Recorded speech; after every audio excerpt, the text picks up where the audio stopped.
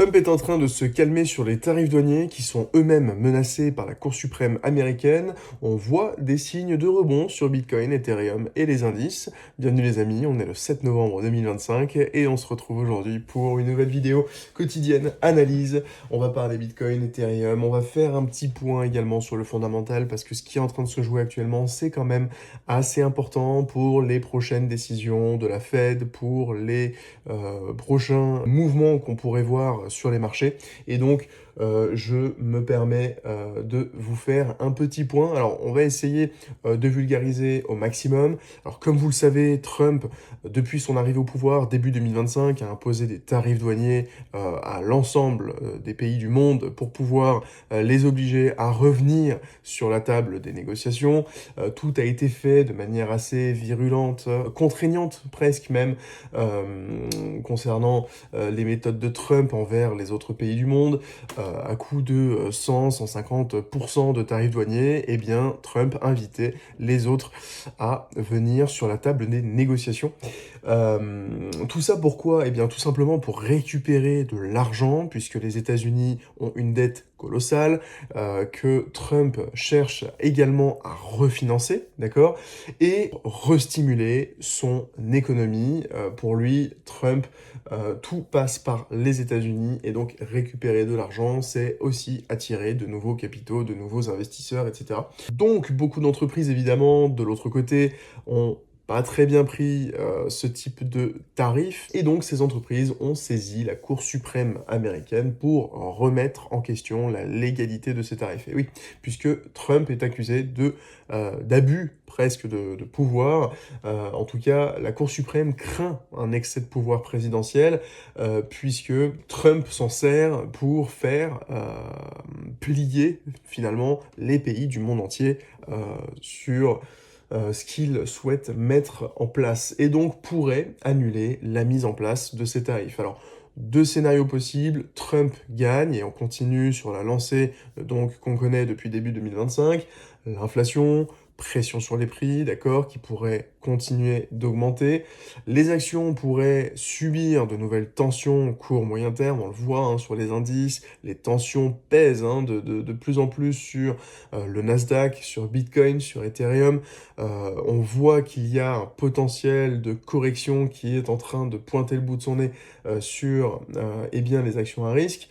Côté gold, on pourrait percevoir un nouveau rebond puisque des inquiétudes géopolitiques et des tensions politiques peuvent mener le gold vers de nouveaux ATH puisque les gens se réfugieraient vers le gold. Et scénario numéro 2, Trump perd, obligé de passer donc par le Congrès pour tout nouveau tarif, ok. Ça veut dire quoi? Ça veut dire que déjà d'une, il y aurait certains tarifs qui pourraient être annulés, et d'autre part, il y aurait moins de recettes, évidemment, pour les États-Unis.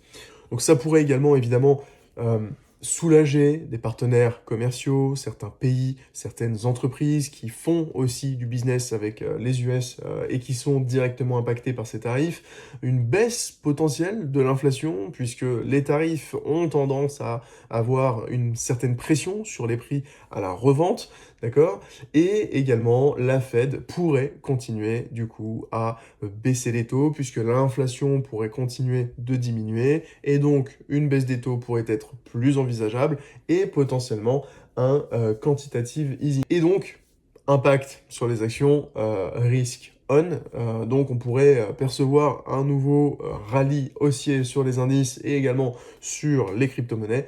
Et évidemment, côté gold, alors évidemment ou pas, puisque le gold a beaucoup augmenté en même temps que le Nasdaq et tout le reste ces derniers temps, donc possible repli ou pas. Le gold est dans un rallye en ce moment, donc voilà, on pourrait voir en tout cas un gold qui consoliderait, voire qui augmenterait un peu moins que qu'escompté si jamais Trump gardait la mainmise sur ses tarifs douaniers. Petit point fondamental, je pense, un peu obligatoire avant de démarrer finalement cette analyse technique. Alors, côté Nasdaq, avant de commencer sur Bitcoin, sur le Nasdaq, on a eu hier une journée également bien rouge, on a pris les plus bas de mercredi. Alors, je crois que...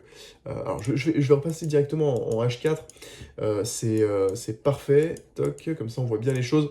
Alors, côté Nasdaq, donc on le disait hier, on a eu un beau breaker ici, d'accord, avec une belle fair value gap qui a été retaguée, puis ensuite on a continué notre baisse, d'accord. Donc on est parti en daily faire une belle prise de liquidité, d'accord. On a comblé l'ensemble de ce fair value gap, on a clôturé, les amis, au-dessus de cette fair value gap, d'accord. Ce qui veut dire que cette fair value gap reste pour l'instant complètement ouverte, d'accord, elle n'est pas fermée, ce qui est excessivement positif si on compte faire de la continuation haussière sur le Nasdaq, d'accord, donc on est parti taguer finalement, je crois, cette petite fair value gap hein, qui était en H4, d'accord, donc on est parti prendre les plus bas de mercredi, on a fait un premier tag, puis un deuxième tag, avant de voir le rebond qu'on connaît actuellement. Donc là, le travail est très propre. Si jamais le Nasdaq veut eh bien, faire de nouveaux ATH, là,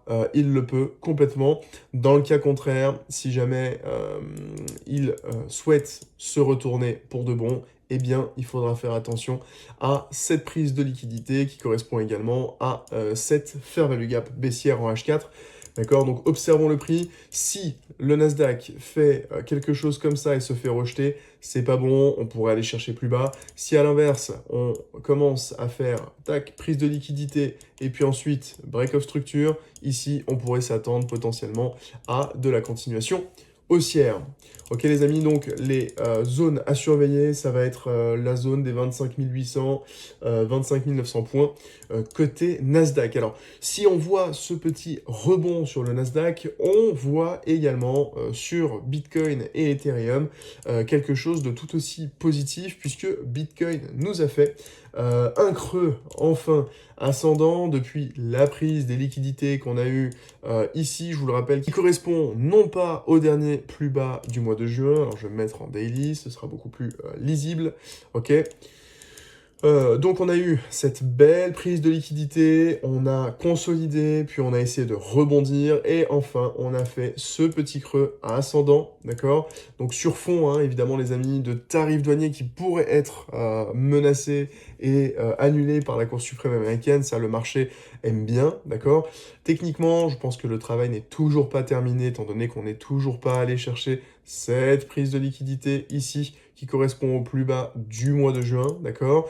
On voit également la formation, hein, je vous l'avais, je crois pas vous l'avoir montré ces derniers jours, mais je vous le mets ici, un bel order block ici, qui a été cassé par le mouvement de cette semaine, en daily, hein, d'accord. Si on clôture en weekly au-dessus de cet order block, ici, ça pourrait être extrêmement positif pour le prix, d'accord. À l'inverse, si Bitcoin décide de tout simplement profiter de ce rebond aujourd'hui pour aller grinder, voire retaguer cet order block, ok, pour potentiellement même aller chercher les stops qui sont au-dessus de cette bougie, d'accord, qui couvre cette fair value gap, eh bien, potentiellement, Bitcoin pourrait y retrouver un moyen de faire un dernier sommet descendant avant de continuer à faire son mouvement baissier initié depuis, je vous le rappelle, la prise de l'ATH, d'accord. Pour moi, les amis, ma target ne change pas, on reste sur les 98 000, ce qui correspond en fait tout simplement au plus bas du mois de juin. Alors pourquoi je dis que ça reste quand même relativement positif, puisqu'on a eu pour la première fois depuis 6 jours une nouvelle, de nouveaux inflows dans les ETF Bitcoin, donc les institutionnels sont de nouveau en train de recharger sur Bitcoin. Au niveau des ETF, on a eu 239 millions de dollars de liquidités entrantes sur Bitcoin.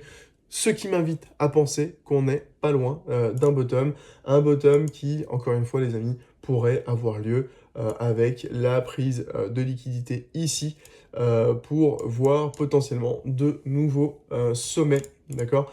Maintenant, si le prix est et demeure faible, eh bien, encore une fois, nous avons en weekly une zone ici de pardon, alors déjà de fair value gap qui n'a toujours pas été revisité, et puis surtout un gap CME qui n'a toujours pas été comblé. Voilà, avec la convergence de cette trendline, ça reste l'une de mes targets également principales pour de la continuation haussière. Alors côté Ethereum, Ethereum, a fait un travail qui était quand même assez monstrueux pour le coup, puisqu'il a quasiment comblé l'entièreté de sa fair value gap weekly. On a fait une belle prise de liquidité ici qui correspondait au plus bas du mois de juillet 2025, d'accord? Et depuis, eh bien, Ethereum est en train d'opérer, alors je me mets en horaire, d'opérer également un rebond avec un très beau creux ascendant ici, d'accord?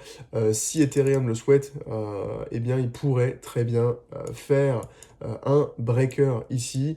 Et voilà, alors d'abord, aller taguer cette fair value gap, il faudrait qu'il vienne s'affranchir finalement de cette fair value gap s'il souhaite continuer à monter, d'accord? Si jamais on tag cette fair value gap et qu'on se fait rejeter, eh bien dans ces cas-là, ça pourrait vouloir dire qu'on va chercher un peu plus bas, potentiellement reprendre les stops ici de mercredi, d'accord? Avant d'initier le véritable bottom, ok?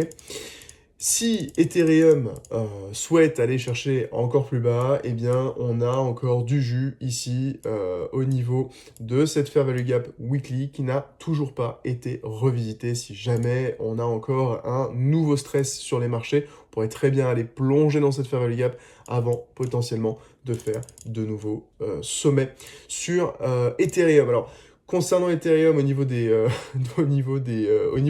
inflows, on a pareil comme Bitcoin, de nouveaux inflows depuis 6 jours, c'est la première journée d'inflow. Alors on reste sur des inflows très modestes, 12,5 millions de dollars qui ont été rajoutés sur les ETF. Donc voilà, on a vraiment un regain, petit regain d'intérêt côté inflow sur Bitcoin et Ethereum. Voilà, c'est tout pour aujourd'hui les amis. J'espère que cette vidéo vous aura plu, qu'elle vous aura éclairé, en tous les cas sur la partie fondamentale, sur ce qui se joue actuellement. N'hésitez pas, si vous avez aimé ce contenu, à me mettre un petit pouce bleu et également vous abonner si ce n'est pas déjà fait.